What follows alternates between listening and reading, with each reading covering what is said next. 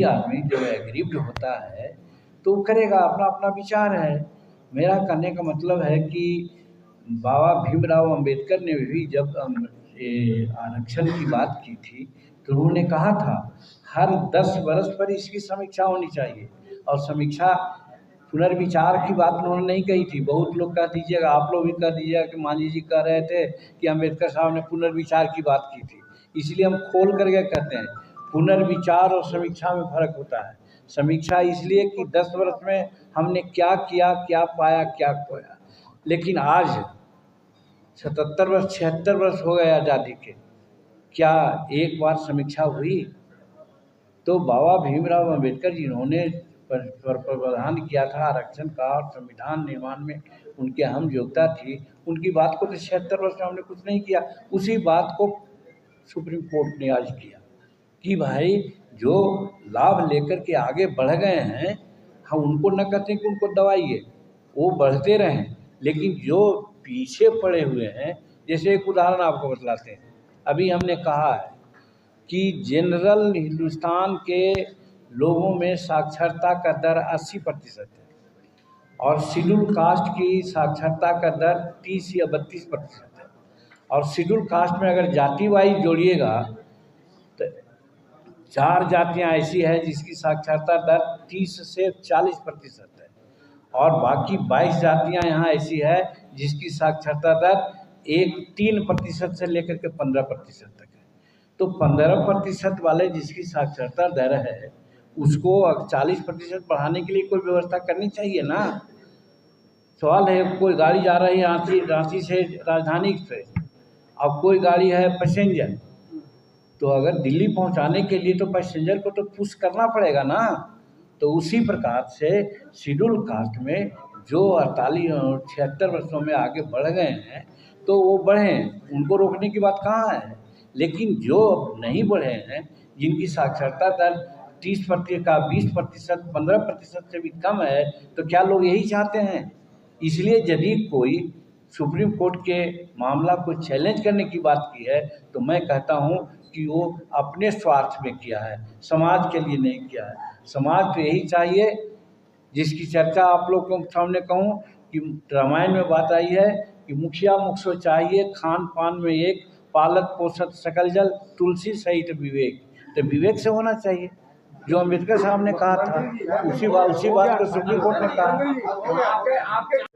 हाँ, वो गरीबों और दलितों को मिल नहीं पाता है। बैंकर्स जो है वो एकदम आप सही कह रहे हैं। इस प्रकार का शिकायत मिली है। कल ही हमने समीक्षा किया है।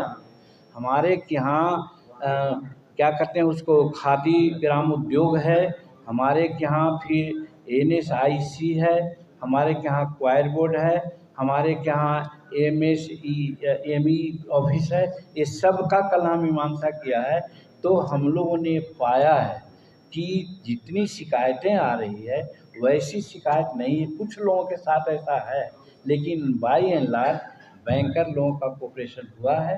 अगर कहीं दिक्कत है तो सुटेबल इंस्ट्रक्शन झारखंड के लोगों को दे दिया गया है और फिर यहाँ पर और कुछ अच्छे काम हों, चाहे हमारे यहाँ से टेक्निकल सेंटर बनने की बात है, क्लस्टर बनने की बात है और लोगों को ऋण देने की बात है, उसमें सुधार लाने के लिए 7 तारीख को हमारा डिपार्टमेंट का जो सचिव हैं यहाँ पर आ रहे हैं, वो ये सब सारी बातों को और विस्तृत रूप में देख लेंगे। बहुत बहुत धन्यवाद।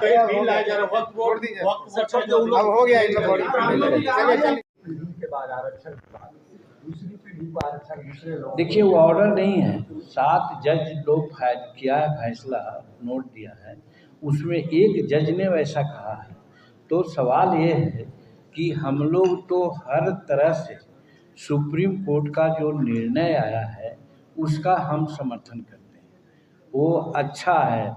और बिहार में खास करके आप देखे होंगे कि नीतीश कुमार जी ने इस प्रकार का 2011-12 में ही व्यवस्था कर दी थी कि शेड्यूल कास्ट में एक अति पिछड़ा और एक पिछड़ा, अति पिछड़ा और पिछड़ा OBC में भी है और शेड्यूल कास्ट में दलित और महादलित करके था।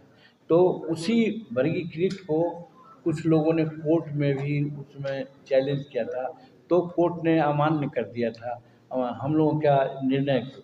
तो जिसके तरह से फिर जैसे के तैसे था, उसी चीज़ को सुप्रीम कोर्ट ने फिर कह दिया। कहने का मतलब बिहार सरकार ने नीतीश कुमार के नेतृत्व में जो शेड्यूल कास्ट के लिए या जो कम पिछड़े वर्ग के लोग हैं उनके लिए आरक्षण की व्यवस्था की है, वो स्वागत योग्य है।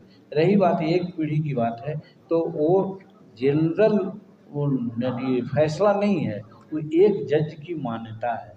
तो उस पर क्या आगे फैसला वो लोग लेंगे, तो उसके बाद हम लोग उस पर बात करेंगे। पर मांझी जी उसी पीढ़ी के बाद आरक्षण के बाद दूसरी पीढ़ी को आरक्षण दूसरे लोग देखिए, वो ऑर्डर नहीं है, 7 जज लोग किया है फैसला, नोट दिया है, उसमें एक जज ने वैसा कहा है। तो सवाल ये है कि हम लोग तो हर तरह से सुप्रीम कोर्ट का जो निर्णय आया है उसका हम समर्थन करते हैं, वो अच्छा है।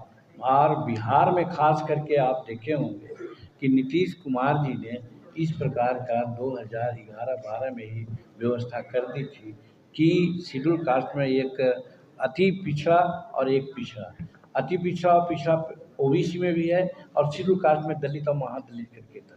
तो उसी वर्गीकृत को कुछ लोगों ने कोर्ट में भी उसमें चैलेंज किया था, तो कोर्ट ने अमान्य कर दिया था हम लोगों का निर्णय को। तो जिसके तरह से फिर जैसे के तैसे था, उसी चीज़ को सुप्रीम कोर्ट ने फिर कह दिया। कहने का मतलब बिहार सरकार ने नीतीश कुमार के नेतृत्व में जो शेड्यूल कास्ट के लिए या जो कम पिछड़े वर्ग के लोग हैं उनके लिए आरक्षण की व्यवस्था की है, वो स्वागत योग्य है।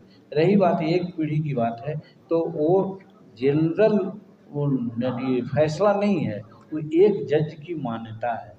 तो उस पर क्या आगे फैसला वो लोग लेंगे, तो उसके बाद हम लोग उस पर बात करेंगे। पर मांझी जी उसी वो खाका में से आपको स्पष्ट होगा कि हमारे दल के लोगों को काम चलाने के लिए, मैंने पार्टी को काम चलाने के लिए नरेंद्र मोदी जी ने कितना अच्छा काम किया है कि जो MSA जो हमारा है, जिसको हम कहते हैं कि MSME मतलब micro small and medium enterprises, इसको दिया गया है विभाग को।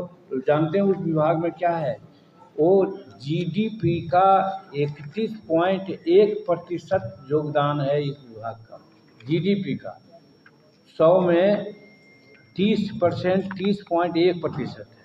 और इसका जो मैन्युफैक्चरिंग समूचे हिंदुस्तान में है उसमें इस विभाग का योगदान 35.4% है। और उसी तरह से हमारा एक्सपोर्ट में जो योगदान होता है वो 45.73 है। कहने का मतलब इतना बड़ा विभाग का हम लोगों को मौका दिया है नरेंद्र भाई मोदी जी ने, इसलिए उनको हम लोग अपने तरफ से तो आभार व्यक्त करते ही हैं।